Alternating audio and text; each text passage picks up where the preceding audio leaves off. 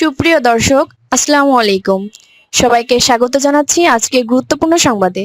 প্রথমেই জানিয়ে দিচ্ছি সংবাদ শিরোনাম, পরে বিস্তারিত। মিয়ানমার সীমান্তে সংঘর্ষের গুলি এপারে এসে কিশোরীর মৃত্যু, টেকনাফে আতঙ্ক। এদিকে সামনে কঠিন লড়াই অপেক্ষা করছে বুলু। এরপর থাকছে হাতিয়ায় বিএনপি ও এনসিপির সংঘর্ষ, আহত 10। সর্বশেষ বিএনপির যেসব বিদ্রোহী প্রার্থী তারেক রহমানের নির্দেশ মাথা পেতে নিলেন। শুনছিলেন সংবাদ শিরোনাম, এখন বিস্তারিত। তার আগে হৃদয় ছুঁয়ে যাওয়া একটি অনুরোধ।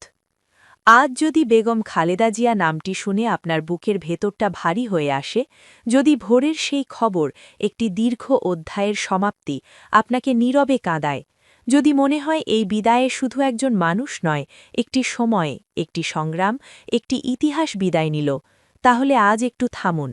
কমেন্টে শুধু লিখুন, আল্লাহ তাকে জান্নাত নসিব করুন। আর যদি আপনি চান তার জীবনের গল্প ভুলে না যাওয়া হোক, তার লড়াই বিকৃত না হোক, তার অবদান নীরবে মুছে না যাক, আর ইতিহাস যেন মানুষের কাছেই বেঁচে থাকে, তাহলে অনুগ্রহ করে চ্যানেলটি সাবস্ক্রাইব করুন। সাবস্ক্রাইব মানে কেবল একটি বাটন চাপা নয়, এটি শ্রদ্ধা জানানো, স্মৃতিকে ধরে রাখা আর সত্যকে নীরবই পাহারা দেওয়ার এক ছোট্ট অঙ্গীকার। চলুন নীরব না থেকে বিস্তারিত জেনে নিই।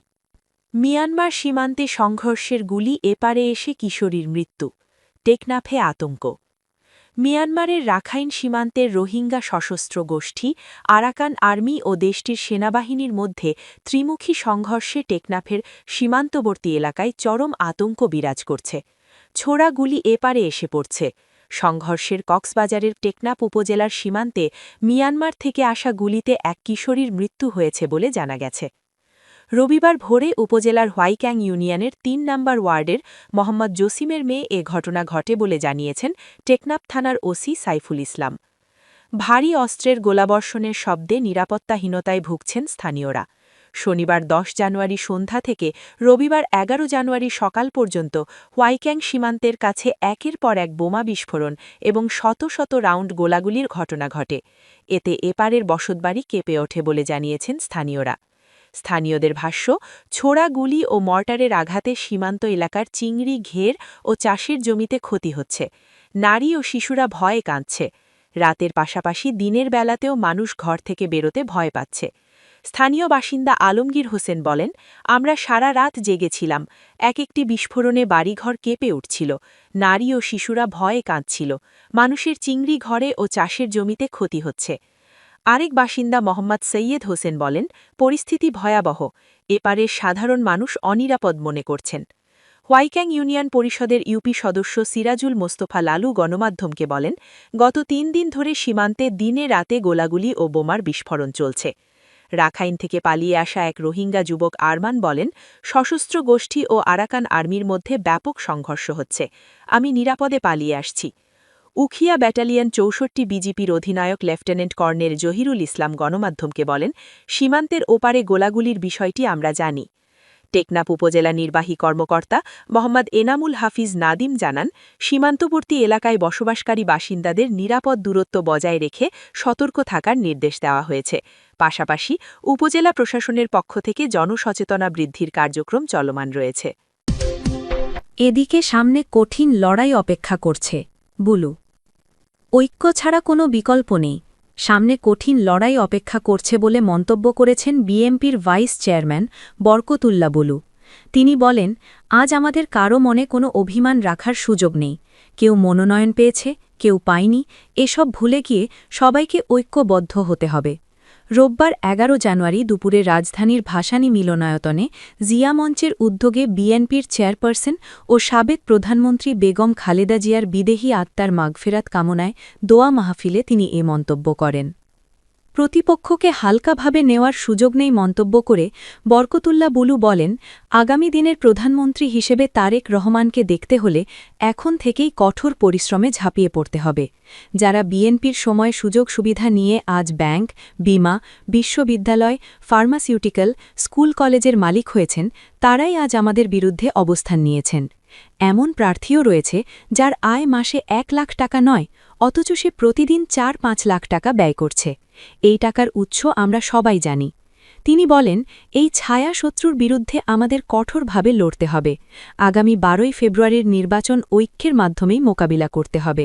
ঐক্য ছাড়া কোনো পথ নেই। তিনি বিএনপির ভারপ্রাপ্ত চেয়ারম্যান তারেক রহমানের উদ্ধৃতি দিয়ে বলেন, তারেক রহমান বলেছেন, ঐক্য ঐক্য ঐক্য, আর সবার আগে বাংলাদেশ। তিনি হুঁশিয়ার উচ্চারণ করে বলেন, আমরা যদি ঐক্যবদ্ধ না থাকি তাহলে সামনে আরও ভয়াবহ বিপদের মুখোমুখি হতে হবে। বিএনপির চেয়ারপারসনের উপদেষ্টা বীর মুক্তিযোদ্ধা আব্দুস সালামের সভাপতিত্বে অনুষ্ঠানে আরও উপস্থিত ছিলেন বিএনপির স্বেচ্ছাসেবক বিষয়ক সম্পাদক মীর শরফত আলী সপু, সংগঠনের সাধারণ সম্পাদক মোহাম্মদ ফয়েজুল্লাহ ইকবাল সহ বিভিন্ন পর্যায়ের নেতারা। সর্বশেষ, হাতিয়ায় বিএনপি এনসিপির সংঘর্ষ, আহত 10। নোয়াখালীর দ্বীপ উপজেলা হাতিয়ায় ফেসবুক পোস্টকে কেন্দ্র করে বিএনপি ও এনসিপির নেতাকর্মীদের মধ্যে সংঘর্ষ হয়েছে। এতে উভয় পক্ষের অন্তত 10 জন আহত হয়েছেন। শুক্রবার রাতে উপজেলার চানন্দি ইউনিয়নের দরবেশ বাজার এলাকায় এ সংঘর্ষ ঘটে বলে জানিয়েছেন হাতিয়া থানার ওসি সাইফুল আলম। আহতদের হাতিয়া উপজেলা স্বাস্থ্য কমপ্লেক্সে সহ বিভিন্ন বেসরকারি হাসপাতালে চিকিৎসা দেওয়া হচ্ছে। স্থানীয়দের বরাতে পুলিশ জানায়, বিএনপির স্থানীয় কয়েকজন নেতার বিরুদ্ধে সড়কের ইট তুলে নেওয়ার অভিযোগ এনে এনসিপির এক নেতা ফেসবুকে পোস্ট দেন। ওই পোস্টকে কেন্দ্র করে এলাকায় উত্তেজনা ছড়িয়ে পড়ে।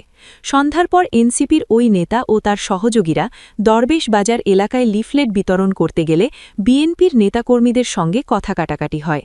এক পর্যায়ে তা হাতাহাতি সংঘর্ষে রূপ নেয় এবং উভয় পক্ষ দেশীয় অস্ত্র নিয়ে একে অপরের উপর হামলা চালায়। সংঘর্ষে এনসিপির আহতরা হলেন চানন্দি ইউনিয়ন এনসিপির আহ্বায়ক জাকের হোসেন, হাতিয়া উপজেলা জাতীয় শক্তির যুগ্ম আহ্বায়ক আলমগীর হোসেন, যুগ্ম আহ্বায়ক আরিফ হোসেন, ছাত্রশক্তির রবিন, এনসিপি নেতা জাফের, দুলাল ও শাহাদাত। বিএনপির আহতরা হলেন সারোয়ার ও শারীরিক প্রতিবন্ধী সাইফুল ইসলাম সারু। পরে বিষয়টি নিয়ে এনসিপির পক্ষ থেকে স্বাক্ষরবিহীন একটি প্রেস বিজ্ঞপ্তি পাঠানো হয়। এনসিপির হাফিজুর রহমানের পাঠানো এই বিজ্ঞপ্তিতে অভিযোগ করা হয়, চানন্দি ইউনিয়নের নদীর তীরে করিম বাজার এলাকার একটি পিচঢালা সড়ক কেটে ইট, বালু ও পাথর বিক্রি করছিল স্থানীয় বিএনপির নেতা সারোয়ার মাঝি, চানন্দি ইউনিয়ন ছাত্রদলের সভাপতি সারোয়ার হোসেন সারু এবং সাধারণ সম্পাদক রবি আলম শান্ত সহ কয়েকজন। এই বিষয়ে প্রতিবাদ জানিয়ে বাসায় ফেরার পথে পূর্ব পরিকল্পিতভাবে বিএনপির সশস্ত্র লোকজন এনসিপির নেতাকর্মীদের উপর হামলা চালায়। প্রেস বিজ্ঞপ্তিতে আরও দাবি করা হয়, সংঘর্ষের সময় এনসিপির অন্তত 8টি মোটরসাইকেল লুট করা হয়েছে। আহতদের হাসপাতালে ভর্তি করা হয়েছে এবং তারা চিকিৎসাধীন। অন্যদিকে বিএনপির পক্ষ থেকে জহির উদ্দিন তুহিনের পাঠানো প্রেস বিজ্ঞপ্তিতে জানানো হয়, দরবেশ বাজার এলাকার বালু ব্যবসায়ী জাকের ব্যাপারী ও ইঞ্জিনিয়ার তানভীরের লোকজন স্থানীয়দের দাবির মুখে বালু পরিবহনে ক্ষতিগ্রস্ত সড়ক মেরামত করছিল।